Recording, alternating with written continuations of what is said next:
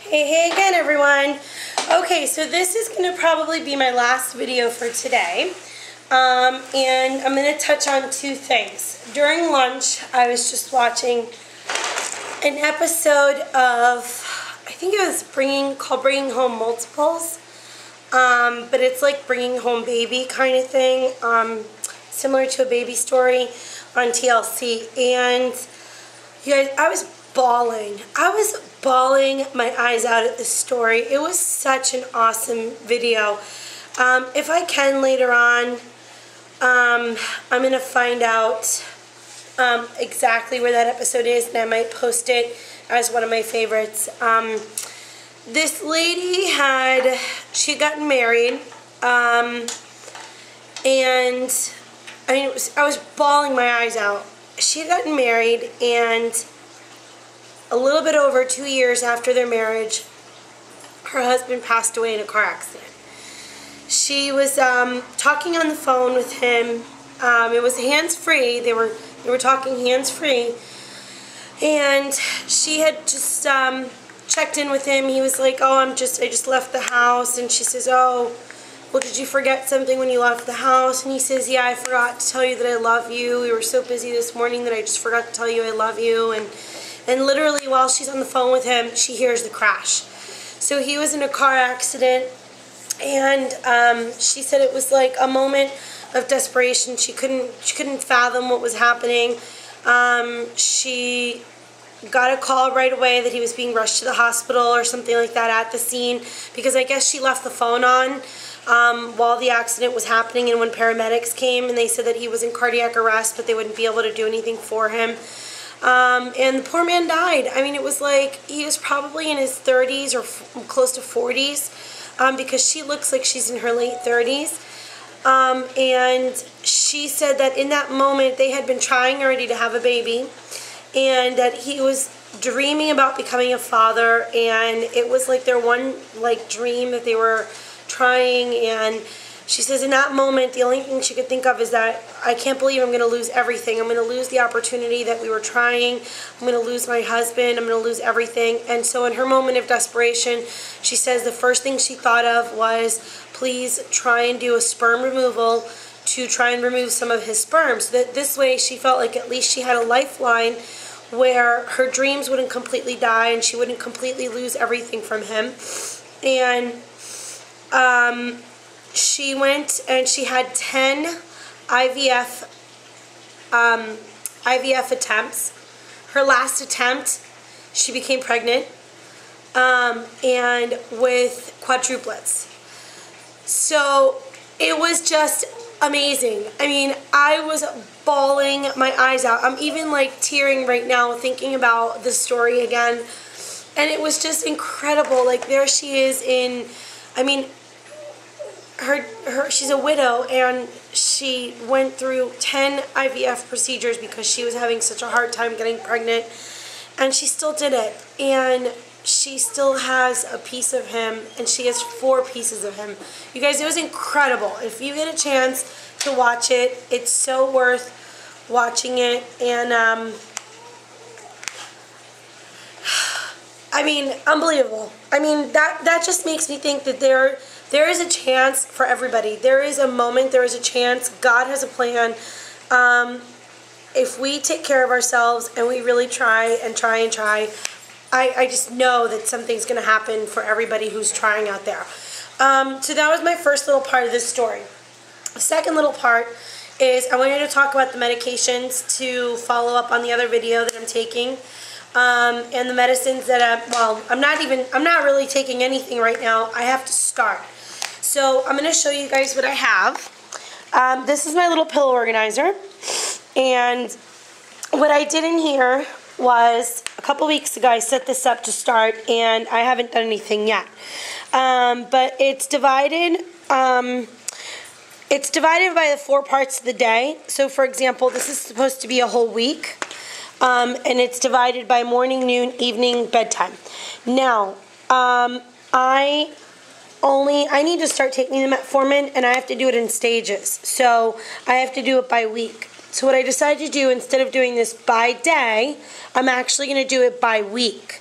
So I'm actually going to go across this way and go by week instead of this being one day, second day, third day. Okay, does that make sense? So what I'm doing is in the first week, as I open this up, I've got, and these are pills and supplements, so these are not all pills, okay? I've got the metformin, which is this big, huge one. Okay, right there. Then I've got, which one is this? This is the folic acid. So this little one right here is the folic acid. And then these, I believe, if I remember correctly, these are B6 and B12. Should be B6 and B12 because I had all these supplements for a long time and I only took them sporadically. So I decided to set it up where I would be taking the metformin, the folic acid, and the B vitamins because they're really important when you're taking metformin to be taking the B vitamins as well. So the first week, I've only got one metformin to take per day, plus my other supplements. The second week, I've got 2 metformins a day plus the supplements.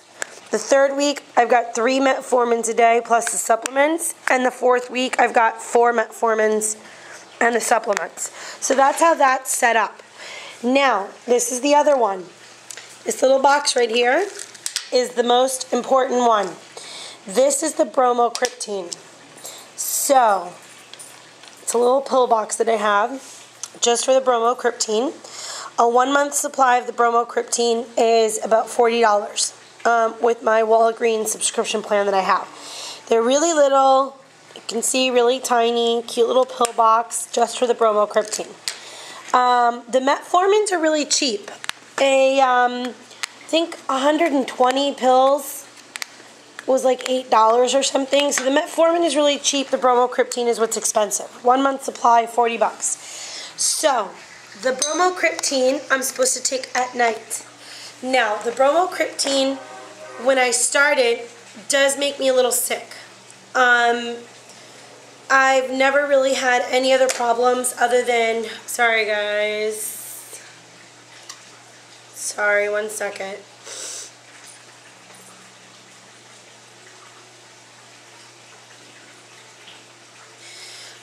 So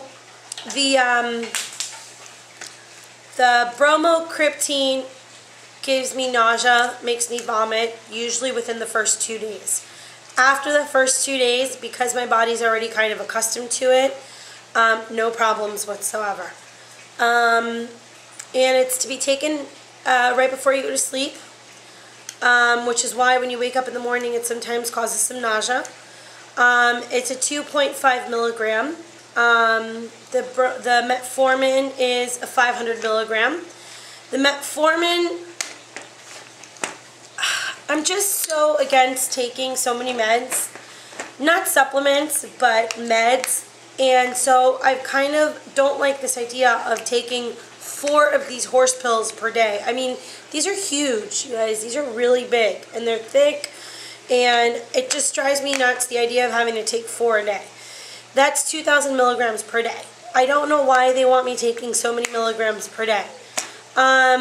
So I'm going to work up to it. I mean, it's only 2,000 milligrams after you're working up to it in a month. So, for example, it's not like after that month is done, I'm going to start back down at 500. Then I would continue at 2,000 per day, unless it really does cause a lot of problems.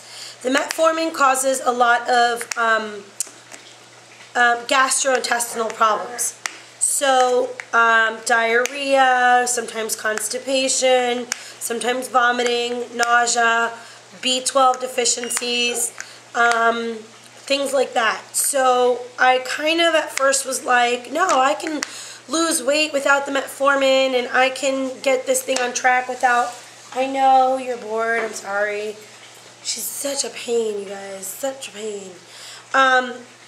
I was like, I can do this without the metformin, and I'm really like, I don't understand why they wanted me to take metformin because I don't have diabetes yet, but they're trying to convince me that it's not just for diabetes, that it is used to help with fertility stuff. So I'm like, fine, let me start off. The reason I think my cycles are all messed up is because I didn't continue with these meds. I had stopped these meds for the last 2 months because at first I thought I was pregnant, and then I was afraid of taking medications while I'm pregnant, that kind of thing. And I forget. I mean, I just forget to take these meds. I wake up and I'm like, oh man, I forgot again. Like last night I didn't take the bromocriptine because I've been having really bad back spasms yesterday, and I had to ice it, and I took 4 Tylenols, and the 4 Tylenols barely did anything to help with the back pain. And I didn't want to take any of the what are they called? The oxycodones. I didn't want to take any of the oxycodones because I hate those really strong medicines. Thank God I'm not addicted to any of them, but I just hate the idea of taking a medication that is so strong in your system. And so basically I was like, let me just take the Tylenols first and let me see how the Tylenols work. The Tylenols weren't doing anything. But then I was afraid of taking the bromocriptine and also the Tylenols because it was a lot of Tylenols.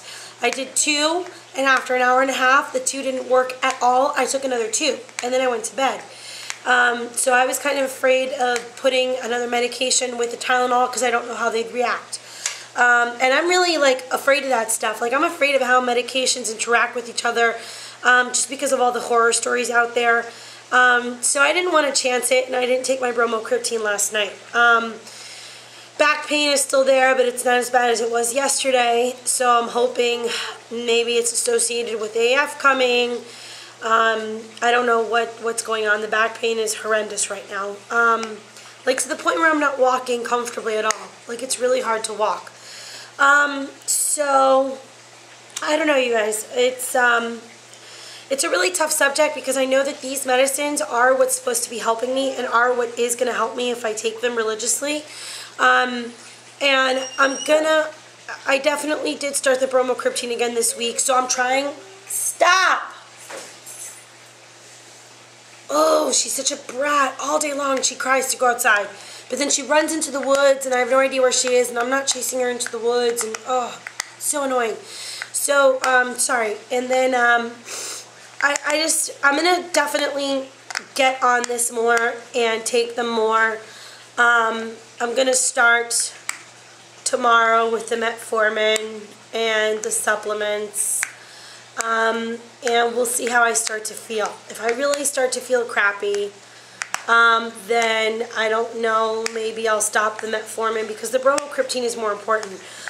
In all honesty, I'm more concerned with taking care of the prolactinoma than I am with creating ovulation and fixing the other stuff because in all honesty, the prolactinoma is what frightens me the most. So I would be a lot more, I'm not opposed to this little thing because I'm already used to it.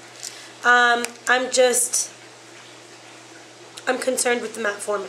So if anybody has any suggestions, comments, if you're on metformin, if you're on bromocriptine, if you're on both of them, if you're on something else, I had never really wanted to have to ever try meds to get pregnant, but like for example, I'm not on Clomid. I never really wanted to go on Clomid. I still don't want to go on Clomid.